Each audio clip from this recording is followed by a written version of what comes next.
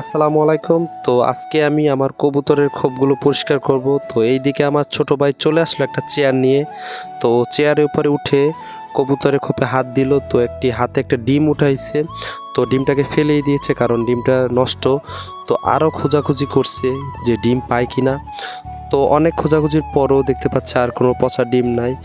তো এদিকে দেখতে পাচ্ছেন কবুতর খোপের অনেক ময়লা হয়েছে। তো আজকে আমি আমাদের কবুতর খোপ পরিষ্কার করব। তো এইদিকে আমাদের কবুতর খোপের ভিতরে অনেকগুলো বাচ্চা রয়েছে। তো আমাদের প্রথমে এই কবুতরের বাচ্চাগুলো বিক্রি করতে হবে। তারপর সেই বাচ্চাগুলোর খোপের ভিতরে অনেক পরিমাণ ময়লা হয়েছে।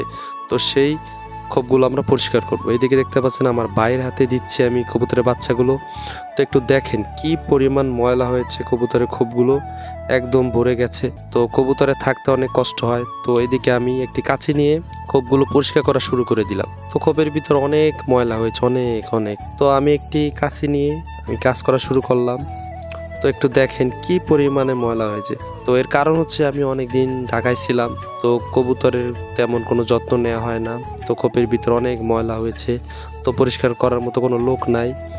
তো আমার মা থাকে, তো সে এগুলো দেখাশোনা করে, তো তেমন যত্ন নিতে পারে না। তো খোপের অবস্থা তেমন ভালো নাই। যদি যত্ন না হয় সে জিনিস কেমন থাকে।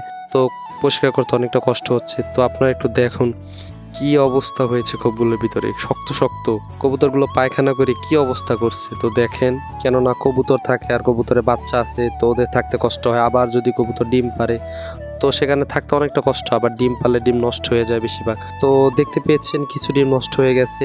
তো আজকে তো এইগুলাই আজকে পরিষ্কার করব। তো আমি একা পরিষ্কার করছি আর আমার মা আমার ক্যামেরা ধরেছে। তো ওদিকে রয়েছে আমার ছোট ভাই ব্যারের ওই পারে। তো ভিডিওর ফাঁকে একটা কথা বলি, সবাই ভিডিওতে লাইক করবেন কিন্তু, আর চ্যানেলটা সবাই অবশ্যই সাবস্ক্রাইব করবেন আর সবাই আমাকে সাপোর্ট করবেন। আর আপনারা কীরকম ভিডিও দেখতে চান সবাই আমাকে কমেন্ট করে জানাবেন। তো দেখেন এই খোপটার ভিতরে অবস্থাটা কি একটু দেখেন, কি পরিমাণ ময়লা হয়েছে, একদম ময়লা ভরা রয়েছে। তো এইগুলো আজকে পরিষ্কার করছি। তো ভাবলাম একটা ভিডিও করে দেই আপনাদের মাঝে, আপনাদের কেমন লাগে। তো তার কারণে ভিডিওটি করা। তো দেখেন কি অবস্থা। তো আমি একটি চেয়ারের উপরে দাঁড়িয়ে এইগুলো পরিষ্কার করছি, কারণ কবুতরের খোপ তো অনেকটা উঁচায়, তার কারণে আমি একটি চেয়ার দিয়া পরিষ্কার করছি। তো দরজার অবস্থা তেমন ভালো না কবুতর খোপের, তো একটু পরপর পরিষ্কার করছি। তো অনেকটা পরিষ্কার হয়ে গেছে। তো দেখুন কি অবস্থা হয়েছে। তো খোপগুলো পরিষ্কার হওয়ার পর আমি নিজে একটি ঝাড়ু নিয়ে তো এই ময়লাগুলো ঝাড়ু দিচ্ছি। তো আমাদের বাসার কম বেশি সবারই কাজ থাকে, কারণ আমি ঝাড়ুটা নিজে দিচ্ছি কারণ আমাদের বাসার সবার কম বেশি কিছু একটা কাজ থাকে। তো আমি ভাবছি এগুলো থাকতে কেমন একটা খারাপ দেখায়, তো আমি নিজে আজকে এগুলো ঝাড়ু দিচ্ছি। তো ময়লাগুলো পরিষ্কার হওয়ার পরে জায়গাটা অনেক ভালো দেখাবে। তো এরই ফাঁকে বলছি সবাইকে ভিডিওতে একটি লাইক করবেন আর চ্যানেলটা সবাই সাবস্ক্রাইব করবেন।